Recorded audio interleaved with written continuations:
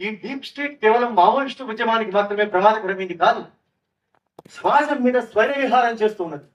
అందుకే చూడండి ఎన్ని రకాల అణిచివేతలు కొనసాగుతున్నాయో, ఎంత హింస జరుగుతున్నదో, ఎన్ని రకాల ఆందోళనలు చేసి హరగోపాల్ గారు అంటారు, మాకు ఏదైనా మాట్లాడమని అడిగితే ఇంతకు ముందైతే మనం మాట్లాడేవాళ్ళం అండి, ఇప్పుడు మాట్లాడడానికి అవకాశం లేదు.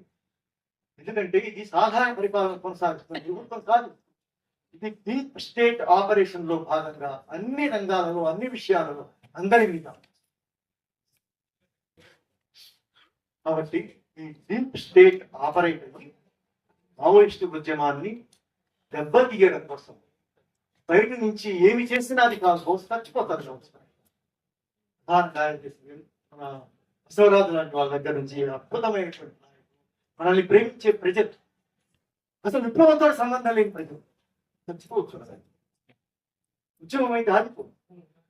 దాన్ని నిర్మూలించడానికి తీసుకున్నటువంటి ఒక కుట్రపూరితమైన రాజ్య ప్రేరిత స్టేట్ స్పాన్సర్డ్ విద్రోహం.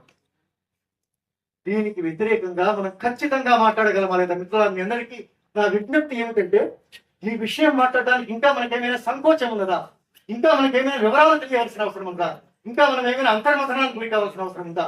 ఇది మావోయిస్టు ఉద్యమాన్ని నిర్మూలించడం కోసం మాత్రమే కాదు, దండకారణ్యాన్ని, ఆదివాసీ ప్రాంతాలను కార్పొరేట్లకు అప్పగించడమై మెడ మీద కత్తి లాంటి ఒక ఒత్తిడి భారత ప్రభుత్వం మీద ఉన్నది. ఎందుకంటే మనల్ని పరిపాలించుకున్న వాడు కాదు, దానికి కార్పొరేట్ మాఫియా ఈ రోజు మనల్ని పరిపాలిస్తున్నారు. పైన కానీ వాళ్ళనే పెడతారు.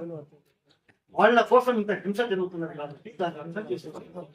దానికి వ్యతిరేకంగా నిస్సంకోచంగా తడబాటు లేకుండా మీరందరూ ఈ ద్రోహకాలంలో ద్రోహానికి వ్యతిరేకంగా త్యాగపూరితమైన చరిత్ర ముందుకు పోవడానికి మీరందరూ దోహదం చేస్తారని కోరుకుంటూ పిలుస్తున్నారు.